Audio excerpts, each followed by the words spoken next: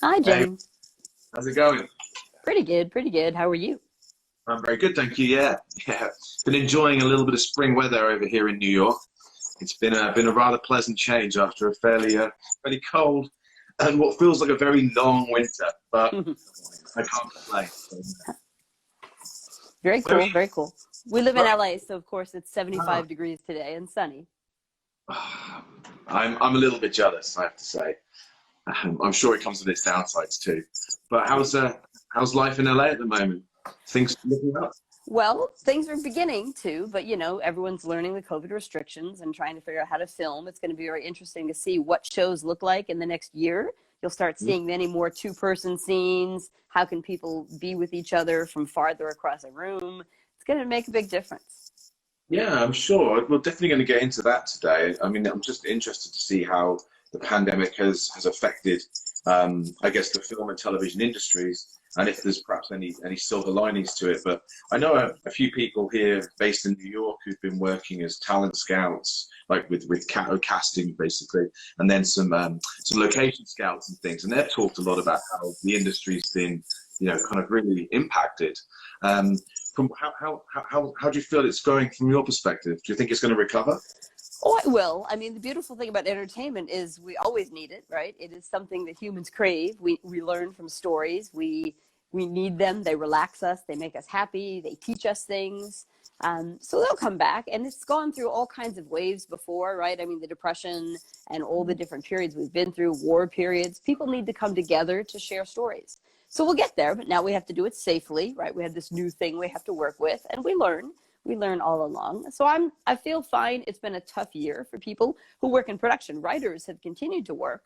Yeah. It's very strange. Writers can always continue to work no matter what's going on. Whether someone's paying you or not is a different question. But eventually, there'll be money if you create things. Whereas if you need to be a camera person, cinematographer, someone like that, yeah, you are out for a year. And that is very tough. Difficult. It's interesting you say that about writers because I mean we'll talk a bit about screenwriting today, of course, but you're also an academic who focuses part of your research focuses screenwriting, of course. Um, but we have been inundated by proposals, and I imagine that I mean I hear the same from my journal editors as well that there's such a wealth and depth of material. So it seems a shining light through the pandemic has been writing and writers, and that people have I mean, somehow with the dogs and the kids and all the rest of it, they have still somehow managed to find the time to write. And I think although that there's a lot of distractions, it has focused people on producing, which is really cool. It has. Many in LA, the joke is we suddenly gain back 2 hours a day because we're not commuting to someplace, right? We all Well, live so far away. That's 2 hours that you can work, you can read something, you can inspire yourself, or you can do some cleaning so you have more time to actually write later. well, that's interesting you say that as well because we were just joking in a staff meeting today. We were at the Society for Cinema and Media Studies conference last week, Me too. um, and it was funny. One of the editors, the acquisitions editors, she's on UK time, and she mentioned that she was walking around, you know, doing the dishes, doing basically a load of house chores that she had on her agenda, while listening to these really high-end, in-depth conversations. And she did sort of say as well that you can fast forward a few things that have been pre-recorded, and you can kind of get in and out of these events. So I think it's definitely the virtual conferences are kind of coming together now as well. What I appreciated was there were people who would never have had travel funds to come to the United States or vice versa if something was being held. I did a symposium a few months ago that was held in Romania. And obviously I didn't travel there. I sat in my backyard. It was odd timing for me, but it was wonderful to meet with people that I wouldn't normally have met with.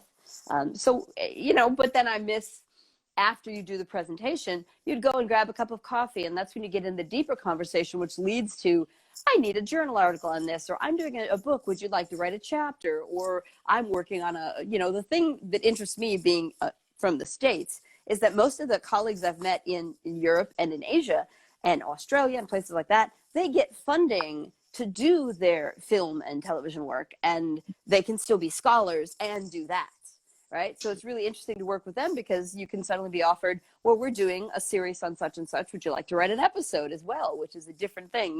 They're very distinctly different here in the States. You don't it's hard to walk in both worlds. Although I use a great example. I think we're going to learn from the other countries, because somebody like Kevin Wilmot, who got the Oscar a couple years ago for Black Klansman, he's a professor at Kansas University.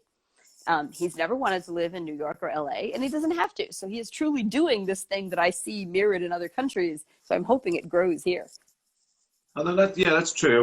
We've recently started publishing a journal called Global Hip Hop Studies, and a number of people are on the editorial board and editorial team. Are either they're artists or they're musicians, but they often also teach hip hop studies or music or community studies and various things as well. So that's definitely a European thing, which is coming over here too, from that perspective.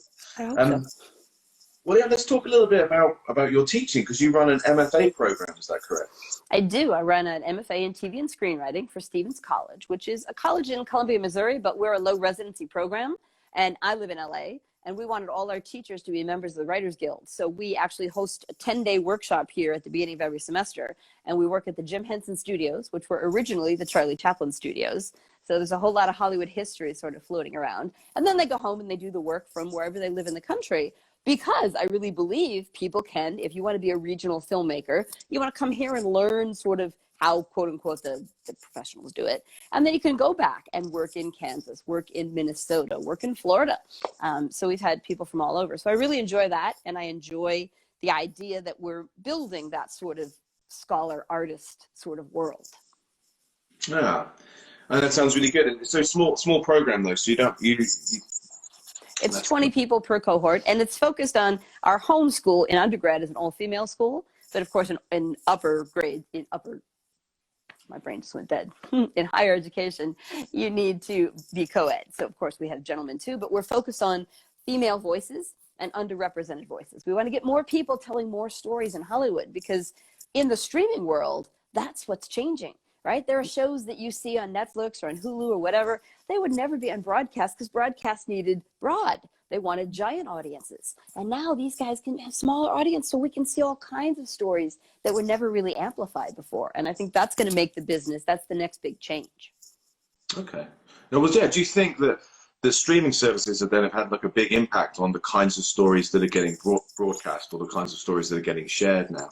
And do you think the audience, do you think our appetite has changed as well for the kinds of stories that are being produced? That's the most excellent part of that question. I do think there are now many more venues, and streaming is creating that, which means they need to fill the spaces and they need the niche audiences, which is a beautiful thing. Now we have to train audiences who aren't used to seeking out other stories, who thought of that as art cinema or, high-end television on HBO or something like that, because we've seen a lot of the other stories and there's not so much more to tell there. But also the idea of seeing, like something like Minari is a beautiful example of, read this marvelous article where he talked about the writing of it, and he was influenced by Willa Cather, right, who's a very American, small town storyteller.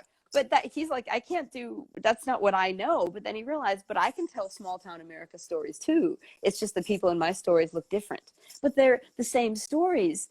And that's what everyone gathers around, that universal feeling of family and going through struggles together. But we need to see how that's happened in other families, so that, the whole point of art is we can be better humans to each other. No, I agree with that sentiment. We just want to say welcome to everyone who's joining us today. This is In Conversation. We'll be chatting for another 45 minutes or so.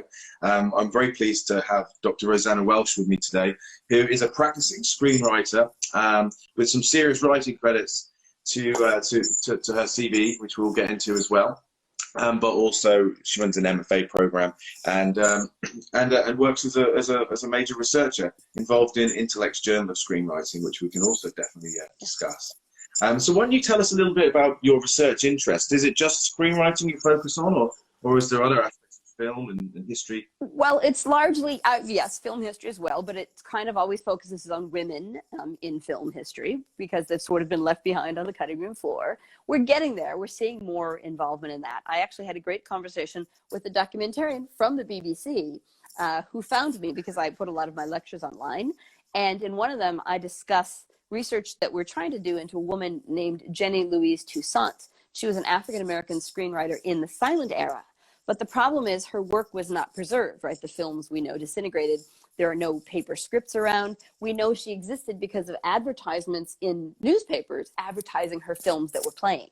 So they noticed that I had mentioned her and just said, here's someone we need to find more research on. And they're doing a BBC documentary on famous sisters of famous brothers, accomplished women who were sisters of famous brothers. And her brother was a Harlem Renaissance photographer. So they were like, do you know anything more about her so we can do more? I was like, well, this is what I have. We're all building on the knowledge. I mean, that's what a journal is for. We build on the knowledge that other people have found. And eventually we get a bigger picture that didn't exist. So I mostly am interested in that. And screenwriting, because in Hollywood, the issue has always been, we have that auteur theory, which has been fought about and we've argued about. We're getting there, but you still read in the newspapers a review of a film and they'll say it belongs to the director. They'll name, you know, so-and-so's such and such film. And maybe 4 paragraphs in, you'll find out, oh, that person also wrote it. So they're a writer-director. Why didn't you say that, right? Or 5 paragraphs in, they'll now mention who wrote the thing. And you're like, well, that's what I want to know. That's where the idea came from. I get it. Directors do cool things and they run the set and whatever. But the theme and the characters and the dialogue, which is what we quote all the time, came from the writer. And that's the person that I feel like we should be. I don't say they have to be higher than the director. Let's get equal again, right? Which, again, we were in the silent era. So that stuff interests me a lot.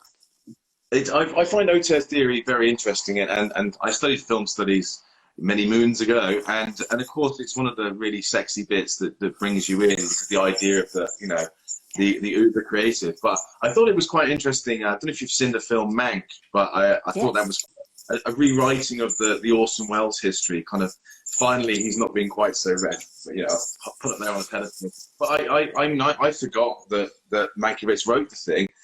You know, and that's not the only time that I guess directors have taken the shining light and just paid the screenwriters off almost. Of course, I was at FCMS2 doing a paper, and it was on unreliable narrators. And a great example of that, there's happens to many female writers, but also Nunnally Johnson wrote the adaptation of The Grapes of Wrath, which was filmed by John Ford. And my example of one of my examples is that obituaries are unreliable narrators, because eventually Nunnally Johnson married the actress Doris Bowden, who played Rose of Sharon in the film. When she died, it's about 5 or 6 years ago, you know, in her 90s, her obituary said that she had starred in John Ford's The Grapes of Wrath and afterwards married that film's screenwriter. So her husband's name didn't appear in her obituary, but the director of a film she made 50 years ago, his name appeared in her obituary.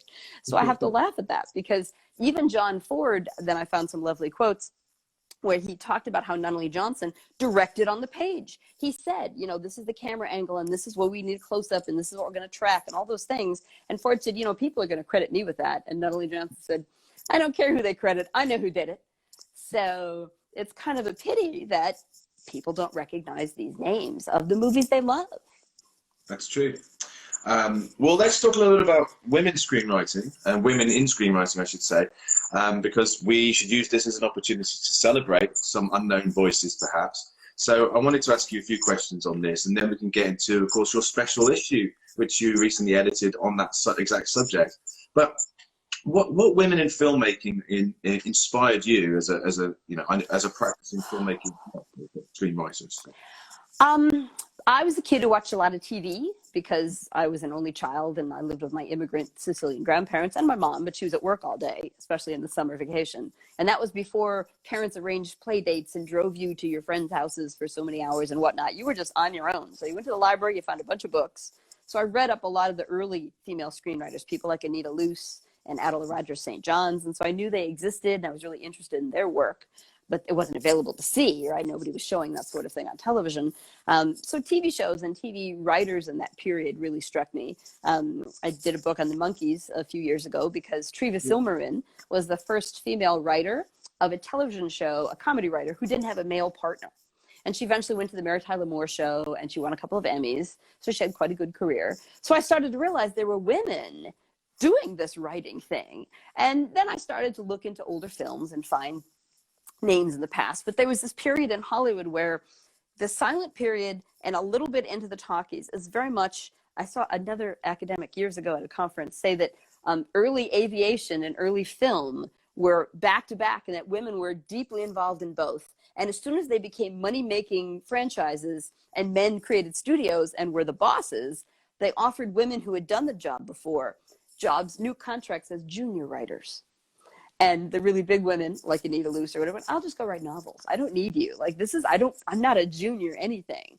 So they disappeared from the sort of textbooks that started to appear in film studies.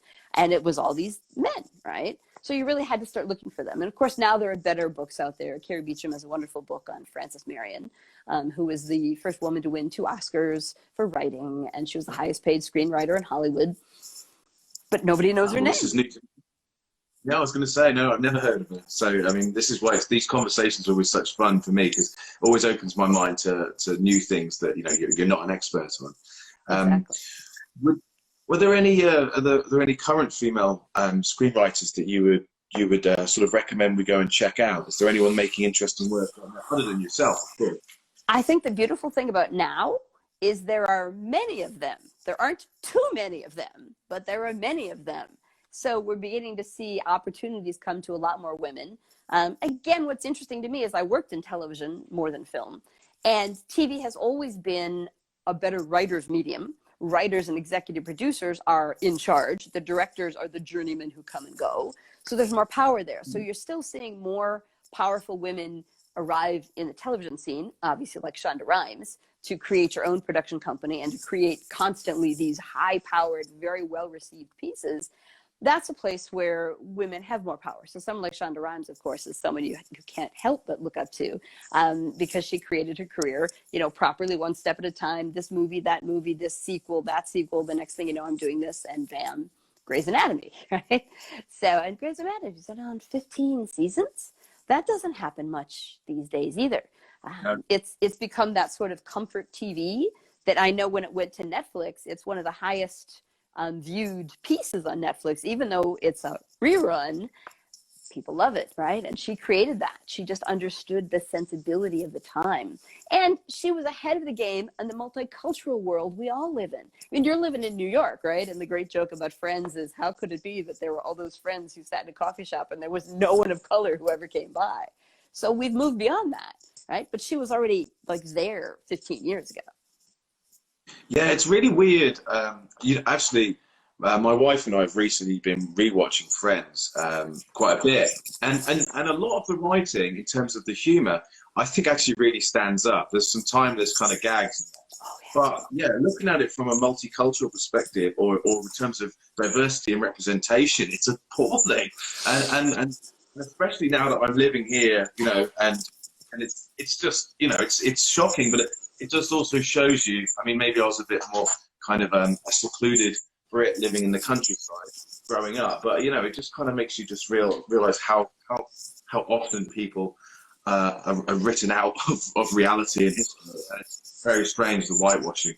I also read about, it was also, it was basically a rip-off of another show which was all about African Americans. I forget the name of it. Girlfriends. But that's it, and they didn't get, they did the pilot, but it didn't get syndicated, I think. And there's obviously a lot of controversy about that. And of course, these stories are now coming out, and we're trying to address these things. That's very true. You know, and the thing is, you're right. One of the things Friends did well was they did that wonderful episode, which was about economic diversity and not thinking about that. It was where they all wanted tickets to some fancy concert, and the 3 of them had really good jobs, and the 3 of them didn't, right?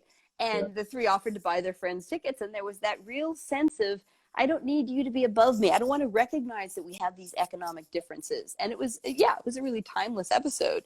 But it is shocking that the most ethnic person on the show was Joey. And, you know, we've had Italians have been here a long time. We don't really qualify. Like, I'm Sicilian, but we don't qualify as like any kind of minority, underrepresented voice, you know, except that my relatives will complain about all the mafia movies because we're more than that. But at least we get movies, right? At least people get Oscars for playing our characters. So, that's the thing that's interesting and different. It's changed. It really is. Just had a comment in from one of our viewers. Living Single was the show. That's it. Sorry. Girlfriends came later. Girlfriends was done, yes, by Kelsey Grammer. Living Single, that was the show. Thank you so much. That's cool. So yeah, thanks for correcting us on that. That's important. But yeah, while I'm speaking to the audience as well, if anyone has any questions for Rosanna about any aspect of screenwriting or film history, then just drop them in the comments, and we can discuss that as well.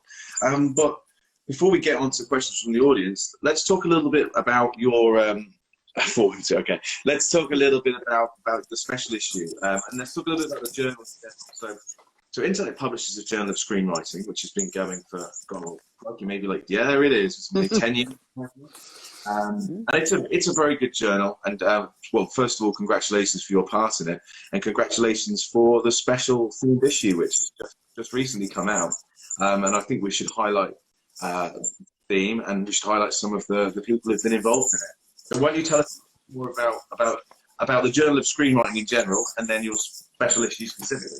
Sure. Well, obviously, it's in the title. It's about screenwriting. So anyone who sends some material in, we don't want to hear about how the director affected the movie. We want to hear about what research you've done to prove deeper things. Like, for instance, I'm doing a presentation tomorrow on A Star is Born, the original Star is Born.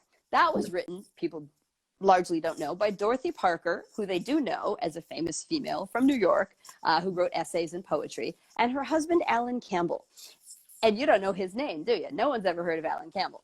They got married when she was She was already famous. He was an actor on Broadway. He wanted to work in Hollywood, so that's why they moved here. She didn't want to come to LA. There was that whole New York is better than LA kind of feeling. But they wrote this movie, and I would contend that it's her voice in this movie because they lived a life where she was always more famous than her husband, and it destroyed the marriage. They ended up getting divorced. Later on, he died of a drug overdose. So she was writing what she knew, right? And so I think you can look into every version of that movie, and there have been 4 now, including the most recent, right?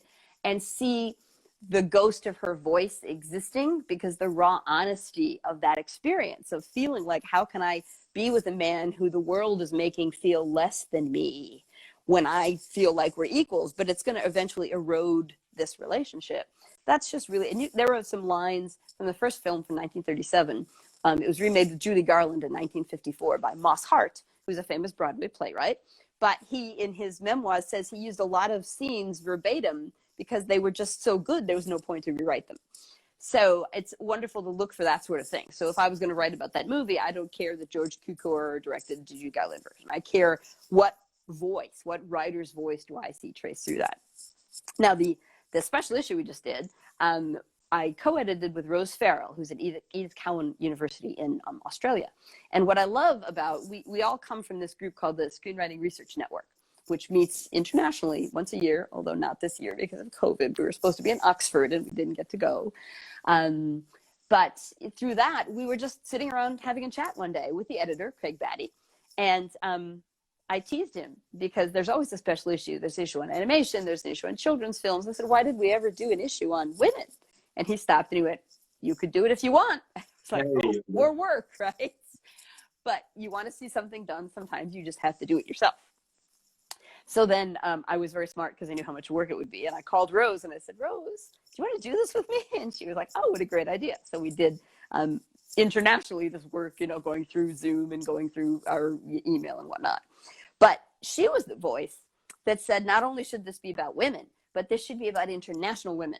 We have published much about films in the UK and in the United States. What else can we find? So I'm really proud of the fact that you'll find articles in there, a female writer from Syria, a female writer from Zimbabwe. We've got writers from Israel. We've got stories from Brazil, Peru, Argentina. And then because I'm in the States, I made sure we had an article on a show in Canada, because in the States, everyone kind of erases Canada just like, northern states. But obviously not, right? They have a beautiful TV production, and the shows they put out are very multicultural, in fact, and that's part of their mandate from the government, basically. You need to make sure that we're seeing the whole of Canada. So it was really interesting. It was like, okay, we got probably 120 abstracts. People were very anxious to be in this issue, and we could only use 8 or 9 of them. So I'm really proud of that fact. And I think that that's something that, if I was, well, I do teach classes, but other people who do, I would hope that they would find articles in there that they could use in their class to highlight these female screenwriters from all over. So that's the goal. And then on a regular basis, I edit the book reviews. So I'm always like, if someone wants to write a book review or they have a new book they want to tell me about, I need more information. So that's our process. Well, you know, the other interesting thing about book reviews is I often say this on these in conversations and also during workshops when I'm trying to give people some tips on how they can maybe get their first article published. And I often say to people that they should approach the book review editor and see if there's anything that needs reviewing, or of course go to the book's review editor with like some really cool exhibition or something very interesting that you've recently seen, and write book reviews, because it's a fast track way of getting yourself published. And then of course people like you know that the person can be trusted to follow guidance and to submit to a deadline. Yep. But do you have, as a books review editor, or just as an editor in general, do you have any top tips for people looking to publish their first articles? Or well, you just gave the best one, which is exactly how I got involved in the journal. I was invited to do a book review. A friend had written a book and she was like, will you write a review of it? I was like, oh, of course, that sounds fun. So yes, then the editors got to know my name. I did a few more of those. I then published an article, which was in fact about Dorothy Parker. And then the book review editor was stepping down. He was changing universities, was going to get busy. And so they invited me to do that. And I was interested. So I started doing that. And of course, then I've been able to help my MFA students by giving them assignments to write book reviews. They do that in my class. I started a column called The Classic I Couldn't Teach Without, because there are a lot of older books that people don't know about. And I thought, well, let's highlight those, right? Even though they're not brand new and, you know, maybe the publishing company isn't that excited about it. If it can stay in the canon and be reused by class after class, I think that's really useful. So like I could put in Carrie's book on Frances Marion and other people. So yeah, that was kind of a fun thing to be able to invent. And then I have my students read those books in class. So then I could pick out the best of those and maybe use that in the journal. So it gave them a stepping stone into their academic publishing. Two birds with one stone there. That's a really good tactic. And I just think that's something that I hope people are paying attention to, this idea of, the forgotten classics again. While we're on that subject, would you just, what books are those in your canon? What are these books that you couldn't teach without, that people, who are interested in screenwriting or studying screenwriting may want to go and check out? Or it could be film theory in general. Right.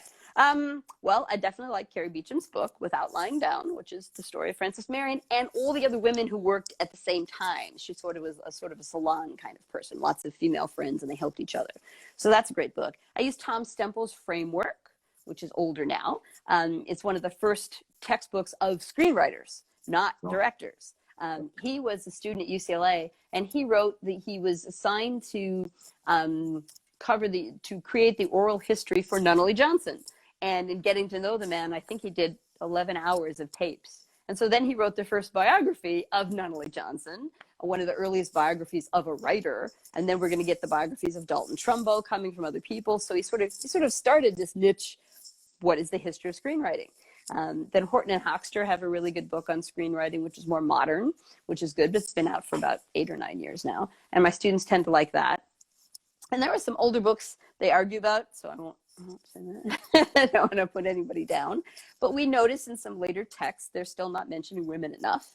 And so that's a big deal. That's something, there's no one who's written that history of screenwriting that has the balance that without having to bring in 2 other books to teach you everything. And then there is a great book called Anita Luce Rediscovered, where they found a bunch of her written screenplays, which were more or less short stories, right, back in the silent era. But you can see the germs of who she was and how her voice came through those stories. And much of her stuff has been preserved. So you can then go watch the silent film on YouTube, because it still exists. So that's a lovely way to see the growth of a writer. I like those kinds of books. So, of course, any biography of a writer. There's a new one on Salka Vertel that just came out. She wrote for Greta Garbo, and then she also hosted salons that had most of the German refugees that moved to Hollywood. So she was sort of giving them a place to be together while they sort of found their legs in this new city. So there's a ton of those kinds of books. I like any writer's biography because you want to learn from that. One of the things I always recommend, I should have a copy sitting in front of me, but it's on my bedside table, is Monster, which is A Living Life Off the Big Screen. It was written by John Gregory Dunn, who together with Joan Didion wrote several films, including the 1976 Barbra Streisand, Chris Christopherson Star is Born. Oh, really? Yes. And Monster is a book where they got an assignment from the Disney company to write a movie based on the life of Jessica Savage, who was a TV anchor woman who died badly. She was a cocaine addict and things like that. They got assigned to write this movie, and the book is the story of the 9 years it took to get the movie made, in which they were quit and they were fired and they came back, and eventually the movie was made as up close and personal with Robert Redford and Michelle Pfeiffer. And it is the best look at the ins and outs of a writer's life, and here were the notes we got, and here's how we answered them, and here's, you know, the argument we came into, and then they hired a new writer, and then they didn't like that draft, and they came back and they begged us, so we got a higher fee because we didn't want to, but, you know, just the negotiations, and then dealing with the actors. Finally, the actors signed on to the script, one of the, you know, 27th version of the script, and then the studio thought they needed a polish, so they hired someone else. And then the actors said, that's not the script I said yes to. So what are we going to do? We'll leave the production. And so they went back. It's a great look at the life of a writer. And it's a very thin little book. So it's fun. It's a fun read. Well, I'm going to have to, well, while we're on this subject, I've got something to show you, which I'm quite proud of. But we just published a book on Preston Sturges, kind of his life. But also it's like looking a lot about like the later part of his life, which was pretty tragic anyway. But it was written by Tom Sturges, one of his children, who of course was very famous in the music industry as well, and Nick Smedley, who's a very good film scholar. I just want to shout that book out. It's really good. But I want to say very much a great thank you to Tom, because he sent me a gift for my involvement, which was very kind of him. But it's a really cool piece of film memorabilia. So I have a check for $168. I thought he was paying. You don't need to pay me, but 168, that's a weird number.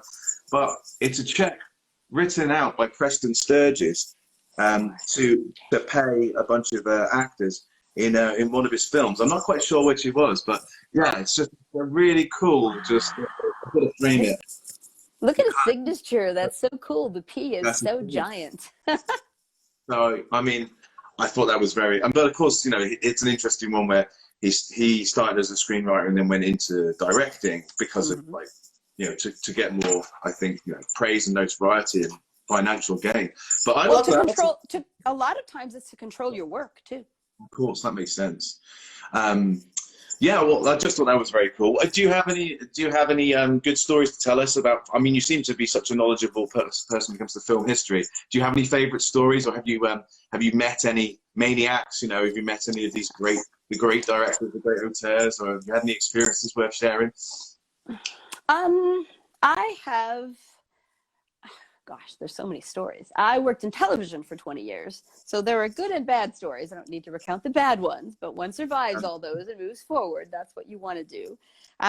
It's been interesting to study the greats and introduce them to students and see how they respond. It's so interesting because, yes, we teach Preston Sturges, of course, because he comes from the screenwriting world. There was a new book a couple of years ago based on Charlie Brackett's diaries, and Charlie Brackett wrote with Preston, but also wrote with Billy Wilder.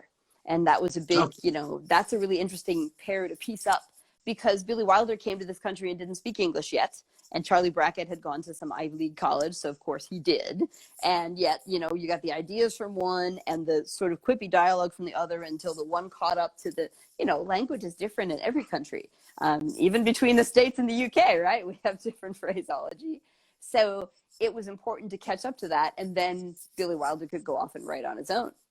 But then Charlie Brackett gets forgot sort of in history. But he got an Oscar for writing the Titanic that happened in the 1950s with Barbara Stanwyck, which is a really great version of Titanic. I mean, I love introducing students to classic films they've never seen, and they think they know the whole story because they saw the one James Cameron directed, and gee whiz, nobody knows about who wrote the thing, and I can't even quote that off the top of my head because I don't actually like that movie, so I don't study it. But I know the 1950s one. The Cameron one. Yeah, Did he actually write it?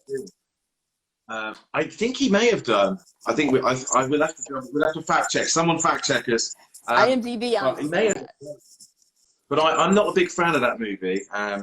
But the one with Barbara Stanwyck is really cool. Yes, that's a really good version of that. And Brackett got the Oscar for that. So there's reason for the Oscar. And also, it was one of the early movies of a young Robert Wagner. And I was a big Robert Redford when I was a kid, watching his TV shows and whatnot. So seeing him as like a 19-year-old, I loved old movies for that reason. You'd see all these actors. In fact, I was kind of the geeky kid at my all-girl Catholic school, and there was a kid who always liked to beat up on me, like verbally, not physically. And I remember one time she asked me on the bus going to school who my favorite actor was, and without thinking that it would be stupid, I said Jimmy Cagney. And like half the bus didn't know who he was, and half that did were like, "Ew, what's wrong with you? He's 85." And I was like, "I mean, from the movies I've seen, he's like really 30." And never mind, yeah. Brilliant. I love Jimmy Cagney. I like the fact that he was able to do those gangster roles and then musicals, and then come back later in life and be like a really gnarly gangster again. Yes, yeah. And he had done Dancing with His Sister on Broadway, so he was really a dancer. And that kind of works in the gangster world because there's that bouncy, like you're always a boxer, and dancers and boxers have a lot in common. What's your favorite Jimmy Cagney movie, if you have one? Oh gosh, I like Angels. And actually have my students watch Angels with Dirty Faces because it's such a very perfect movie from that period, right? It's him and Pat O'Brien. He's the gangster who's about to go to the death, to be executed, and Pat O'Brien is a priest, and the beginning of that movie is they're two young boys who are robbing a train, like, stealing pencils or something. And the cops see them and they start running, and the cops catch Jimmy Cagney, but they don't catch Pat O'Brien's character. And of course the concept is he goes to juvenile hall, he learns how to be a bigger criminal, whereas the other guy gets to go and become a priest. Yeah. And so it's the perfect, it's funny because it seems cheesy, but in fact it's really about the fact that it's about nurturing, right? And how we should take children and give them better things so they can be better in life. And then there's a great ending that no one's ever sure. And it's wonderful when the ending makes the audience think, because the priest goes to his friend on the eve of his execution, because there's a bunch of boys in the neighborhood who think he's cool. And the priest is like, "Oh no, they'll grow up to be like him and not like me." So he goes to his friend and he says, "You got to do something that keeps them from making a martyr out of you." And he's like, "I'm never going to do that. I'm strong and brave and everything." And then they come to take him to the electric chair and he falls apart. And you never know, is he really just not, he's a coward, he's scared to death of dying, or is he doing his priest friend a favor? Yeah. I think it's a very powerful movie. What was it, 1954 or something? It was late, no, 48. It's quite late, isn't it? Yeah, I don't remember the date right now, but it's amazing that it stands up to students today. Will watch it and see that it's got a powerful message and good performances. And it has one of the top 100 best lines in movies, because at the very end, Pat O'Brien says to the boys, "We're going to go off and pray for a boy who couldn't run as fast as I could." There you go. And you're like, that just sums it all up in a line. Brilliant. No, I'm a big fan of that movie. It does definitely stand up. I call it a Christmas movie though, because my grandma used to always play it at Christmas. It'd be Christmas Eve. We always put on Angels with Dirty Faces. I think the idea was that we would get educated and not end up in prison. But I think we all love Jimmy Cagney. But my other one, I love him in White Heat, just because he plays so well. That's a killer movie too. The ending of that is beautiful. Oh yeah. Yeah. Oh yeah. That's a really good movie. It's great. Is that your favorite period of filmmaking, or are you all over the place with what you watch when it comes to cinema? I am all over the place because it depends on the story and the stories that stick with me. I love that movie. I love a lot of movies from that period, but I also love a lot of movies that, like Bonnie and Clyde. How can you not love Bonnie and Clyde? Warren Beatty films are wonderful. And there I am, two gangster movies, but I also love Heaven Can Wait. Another Warren Beatty, written by Elaine May, who's wonderful, and gets lost in the history books. But yeah, that's a beautiful film. So I like that period. It's funny. The new Hollywood period kind of thing. The new Hollywood period, but also the movies that then I grew up with when they were new. I mean, I think when you think about scripts, Back to the Future is the absolute most tightest, best written movie I can think of. You can watch that movie and every single bit. There's a great bit in the beginning, he's got to have that piece of paper that tells him that when the clock is going to strike, when the lightning is going to strike. And it's because his girlfriend comes to, he gets the paper from a lady. Just, "Oh, we're saving the clock tower. Here's our fundraising flyer." But a teenage boy would throw that away. So they had to sit there and go, why would he keep it? Well, his girlfriend comes up and says, "I'm staying at my grandmother's house this weekend. Here's her number so you can call me." So it's his girlfriend's phone number that's important. And of course, you couldn't do that in the modern day because he'd have a smartphone and he wouldn't need the piece of paper. Well, no. But just every detail is so perfectly covered in that movie that you can't not love it. Well, do you want to let's hear a few of your other favorite movies in general. But let's do it from a screenwriter's perspective. You know, what other movies do you think have been the best written? Well, you have to credit this, although it is both the author and the writer / director. The Godfather is a movie. If it comes on TV, I can't, wherever it is when I flip to that channel, although no one flips anymore, but you know, I have to keep watching. Everything about that movie to me is perfect. Now the novel is quite perfect. But there's much in the novel that didn't make it into the film, which I miss, but you only know that if you know the book. But it's so tight, and it's so beautifully the story of a family. And one of the things that I teach my students is that drama is about making decisions. And The Godfather is entirely about one man who made one decision: I'm not going to follow my father.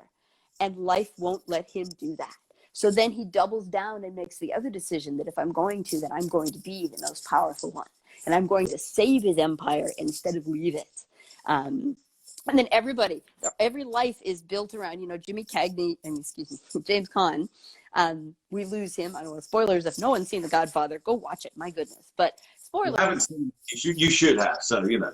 I know. Yeah, really, if you're interested in but, you know, what happens to him is brilliant cinematically, and it's because he makes a decision. Two decisions, because it's his fault his sister married the guy who beats her up.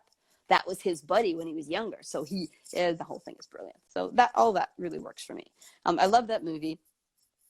Gosh, I have so many movies on tape. I love a movie like Norma Ray. I think Norma Ray is an excellently written film. That's Harriet Frank Jr. and Ivan, what's his last name? Her husband. They were a married writing team. That's a quite perfect film. And Sally Field does a perfect job. And it's so raw and honest. But I like Silkwood too, and that's by Nora Ephron. More whistleblower than union representative. Okay, I don't think I've seen that one. Don't think so, no. Yeah, well, you know, you can't find it streaming now. There's some issue with whatever studio eventually owned it or the music rights to it. It's Meryl Streep and Kurt Russell.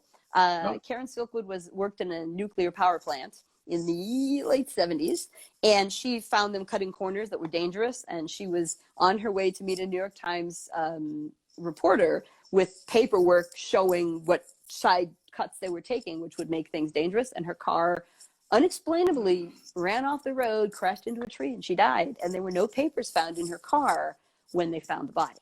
So it's always been a mystery. But her and Kurt Russell are a couple, and he works at the plant. And Cher, it's one of Cher's early films, and she got nominated for a supporting actress Oscar, but she didn't win.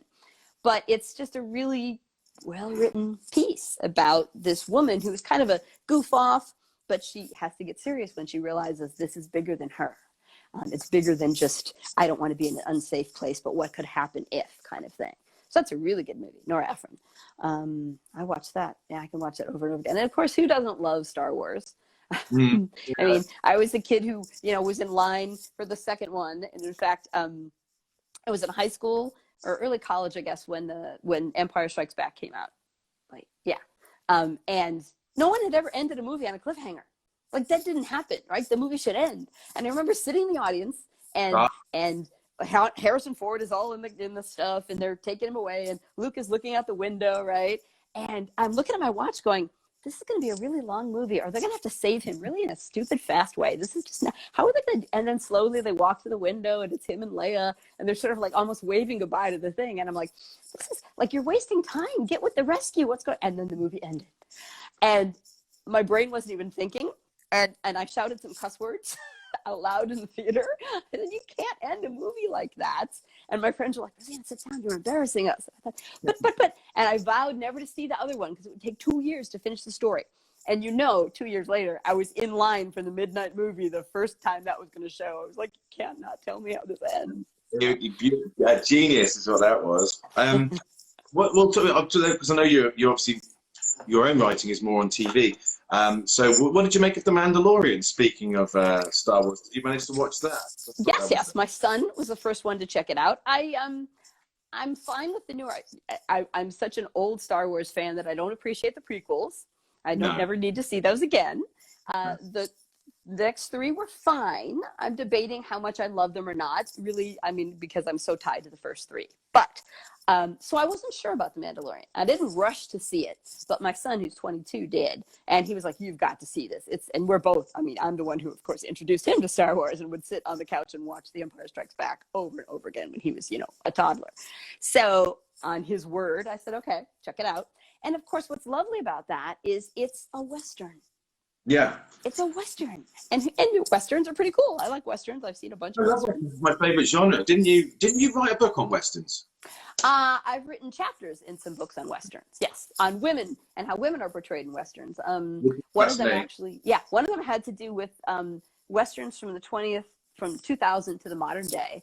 And the scary thing was you assumed the women would be more powerful and more have their own sort of agency. But the most powerful woman I found in a movie from the 2000s to now was in Rango. And really? she's the little animated, what is she? I forget. She's like some lizard or something. Her name is Beans. And she is the most empowered woman I found in any of the Westerns. And Rango's a beautifully written film. It's just so hilarious. Plays on all the Western tropes and yet actually tells a heartfelt story. I often have students watch that movie because the very first half hour, the Rango character narrates the process of writing a script. He literally says that this is my midpoint. I wonder what I'll do from this point on. I mean, it's hilarious. It's like you have to know screenwriting technique to get the inside jokes in that movie. But yeah. Well, speaking of screenwriting technique, I feel I should ask you to tell us a little bit more about your career as a practicing screenwriter. What have you been working? What have you worked on? And are you working on anything at the moment? Yes, I come out of the world of, I came out in LA from Cleveland. I was a kid from Cleveland, and I moved out here for the purpose of working in television and had to do the whole, I was an English teacher at high school. That was my out of college job. And luckily I got hired on as a writer's assistant because I could spell, which was the funny joke. Like I could clean up their spelling, which I thought was funny. So I was an assistant for probably about 5 years. And when I tell students that, they sort of cringe because they think they're going to get the job and then they'll get hired as a writer. And I have to say, it's about networking. It's about meeting people and then meeting people who like the things you've written. You have to write a lot of spec scripts and keep showing them to people who are willing to read them. They have to decide the stuff is good enough. And then they'll offer you a freelance script. That's one season. You're still the assistant while you're doing that. And then if they think it's good enough and the show doesn't get canceled, they'll offer you perhaps a staff. It's so much of that is part of it. I would get offered scripts on shows for the second season and it would be canceled at the end of the first season. So not only are you scrambling for a job to pay the rent, but you now lost that hope. And so you're on a new place with new people. You convince them you're pretty good. They give you a freelance on their show. And the next season they're canceled. You have to go with that. So eventually I had a partner in my early days and we got a job on Beverly Hills 90210 because she was the assistant on that show. And then we got a job on Picket Fences because I had met Jeff Melvoin, who was the producer of that, but I had met him 4 years earlier as an assistant on a different show. And so then I had to wait until he got a high enough level job that he could invite me to do a freelance. And then I spent 7 years on a show called Touched by an Angel, which ran for 10 years and was we sometimes say in Hollywood, it's when they back up the money truck because you need residuals and all those things that don't exist in streaming. So the business finances are changing as well. There will be more jobs that pay less. They still pay more than being a high school English teacher though. But there won't be residuals, which a lot of people relied on residuals for many, many years. So I did that for a good chunk of time. And then I wrote some pilots, but it's kind of difficult to get pilots made in this town because there's a whole flock of high-level producers who you're going to give Don Belisario another show. You're going to give Bruckheimer another show. You're going to give Dick Wolf another show. So you're always sort of pedaling through that world. And now I wrote a children's book a couple of years ago and am working on that as a pilot with a friend. So we're getting that out and, being seen at some companies and getting their notes and, revising and deciding, just like Monster, going, I don't want to make that change. I don't want to change this part of the character. I was asked once by an agent I used to have that the thing to do would be to write a piece about a teenager growing up in the Hamptons who has an affair with her father's best friend. And I just kind of sat there and went, There's nothing in there that I know of or have experienced or what I want to put out for young girls in this world. I do not want to tell that story. I don't need to tell that story. And if you think I need to in order to get hired by someone who wants that story, I don't want to work for that person. Right. So it was a very interesting, yeah, it was, again, part of the business. Is the business getting harder, or are there more opportunities, do you think, for younger writers, emerging writers? I think there are more opportunities because the more shows, we have something like 439 new actual shows, narrative shows running at this one time because of all the streamers and stuff. So that means all those shows need assistants, and assistants, it's kind of like the apprenticeship job on your way up. So there's much more of that opportunity to meet and work with writers. Of course, that means there's all that many more sets. One of the issues for someone in LA is that the sets are all over the place. So you're not going to meet people if you're a PA and you're working on a show in Texas or like that. You're not going to meet the writers because the writers are still pretty much here in LA or New York. So there's an issue with that. What I do enjoy is that the world is also getting more global because Netflix wants a global audience. So I actually have a student right now who whose family is, her father worked 6 months a year in the States and 6 months in Korea. And Korean television, you know, is exploding. You look at Netflix and all the new interesting shows they have. Normally a student would have to write a spec script of a show that exists here in the States. I make an exception for Doctor Who because everyone should know Doctor Who. So if you want to be a States person and write that, you can. But this is the first time she wanted to write a Korean show because she wants to move back to Korea full-time when she graduates and work in that television industry. And that fascinated me. She got me to watch, highly recommended, beautiful show on Netflix called Mystic Pop-Up Bar. Okay. And it's a beautiful story about a woman from ancient days in Korea who's committed some sort of crime we don't know. But she is cursed with having to be after she's dead. And in the afterlife, she has to save 100,000 humans from grudges they have. And then she can move essentially to heaven as opposed to go to hell for whatever this crime is that you take a while to find out what it was. And so what you're seeing is her encounter humans that need her help, and she helps them in order to chalk up more. And she does it through running this pop-up bar where they come in to have dinner, and then she hears their troubles, and then she goes into their life. But it has this beautiful final 4 episodes where you get the real ancient story, and you start making connections between the other characters in it. Just beautifully written, beautiful, beautiful show.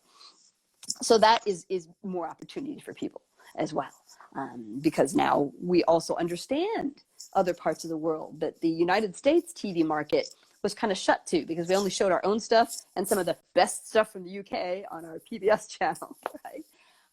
And now we're seeing so much more of the world, which is just also helpful, going back to what we said about art making us all more human. Well, yeah, definitely, and yeah, an understanding of humanity when we can get people's perspectives and hear them tell their own stories. But I was going to say, do you have any advice? Would you give any advice for anyone who's trying to get into this murky world of writing? Yes, I think, you know. Sorry.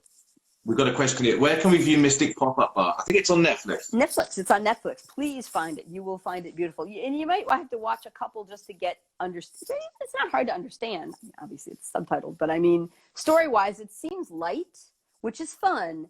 And then it gets more and more, and not dark or sad, but more and more heartfelt without being schmaltzy, if that makes sense. It just, yeah, it's 12 episodes, I think. And just, I couldn't, in the last 4, I had to do a whole binge thing. I had to know then how they were all connected. And I just, my heart just was like, this is so beautiful. And then it was over. It's a limited series. I was like, no, I want more.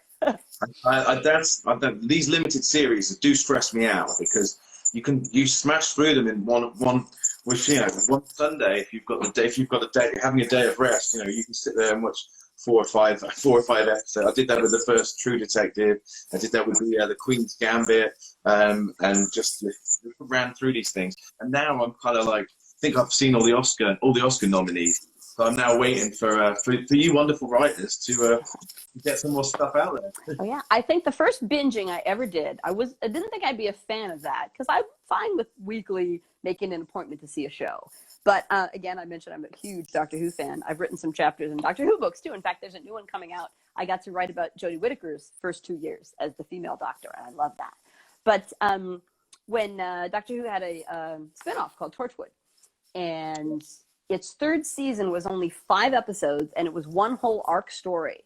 And I started to watch that one night at 8, 9 o'clock. I was like, I'll just watch a couple. I know it's 5 episodes. I'm not going to binge the thing. And after the second one, I was up till 3 in the morning. I had to see how it ended. It was so Russell Davies is one of my favorite writers from the UK. And actually, there's a great book that I've recommended to students called, sitting on my shelf right over here, The Writer's Tale. A writer named Benjamin, oh, I can't see his name. He's a journalist in the UK. He asked Russell Davies for the last couple of years of the show, could he email him and just ask him questions about the construction of the show? And so then he published their email exchanges. And if you want to understand how TV is made, and it doesn't matter what country, it's all the same really at this level, it's beautiful because it'll be something like, so what are you thinking of now? And Russell Davies will say, I'm wondering if water can be dangerous. And then 2 months later, you're talking about the casting of an episode called The Waters of Mars, and you've watched the process of the idea, and then these thoughts, and then, oh no, I can't get that actress, so now I have to rewrite the character to do this, and then there's the episode. It is the best look at, just like Monster is about movies, this is about how a TV show gets made. And it's great. But of course, it helps if you're a Doctor Who fan because you understand the characters and the storyline they're telling you about. And I think at the time they put the book out, they actually published some scripts online, which may or may not still be available. But that's also something I tell people to do. Read scripts. Of course, watch TV shows and break them down, right? Watch the show and go scene by scene, right? What's the A story, the B story, the C story? If it's Grey's Anatomy, it's D, E, F, G. You can do the whole alphabet, right? Watch how many scenes in an act. Every act breaks on the A story. Get that structure in your head. So if you're going to write that episode or a show like it, you're going to understand that. So you can either get that from reading the scripts, and there's so much free online now. Whenever the Emmys or stuff come out, they do free PDFs because they want you to read the scripts. Right. You can learn so much from looking at how other people have done it. Yeah. Well, that's about all we've got time for. But is there anything you would like to add just at the end? I would just like to also shout out the Journal of Screenwriting again, and just remind everyone to go and check out the special issue on women in screenwriting, which is really important and excellent work, and the start of a lot more research coming out focusing on women screenwriters. And so thank you for putting that together. I'm really glad it came out with Intellect. So yeah, thanks for that. Yeah, well, it's in 2 years, in 2023, the SRN conference, I'm going to hold it on the Stevens College campus, and it's going to be, the theme will be women in screenwriting, so we'll get a whole lot more stuff, and probably a publication will come out of that. So that would be exciting.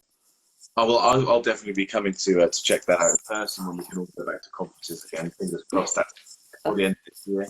But yeah, just everyone should check out the Screenwriters Network. Is it Screenwriters Network? The Screenwriting Research Network. Well, and it's free to join if you're an academic or a practitioner. And it's online. You can see our website. And we have, of course, a Facebook page and all that stuff. Brilliant. Oh, and I should also say about the Journal of Screenwriting, there is free content online, so you can download free articles from that journal publication. So I recommend people do that. But yeah, just thank you so much. It's been a real honour. You really know your stuff, and and you wear many different hats. You know, a practicing writer, a teacher, and an excellent scholar. So thanks for coming and joining us today. It's been an absolute pleasure. Well, thanks. You know, it's another beautiful thing about conferences. We met because of SCMS. We would not have met. So I appreciate this time, and it's always fun to talk about this stuff because I'm a fan above everything else. I think we're like cool nerds. It's interesting. Exactly. Cool nerds. That's what it is. Cool. Right. Well, thanks everyone for tuning in. We'll be back again next Wednesday. I don't know who my guest will be yet, so watch this space. And thank you again, Rosanne Welch. It's been amazing having you on. Have a great rest of your day, and thanks again. Thank you. Bye-bye. Cheers.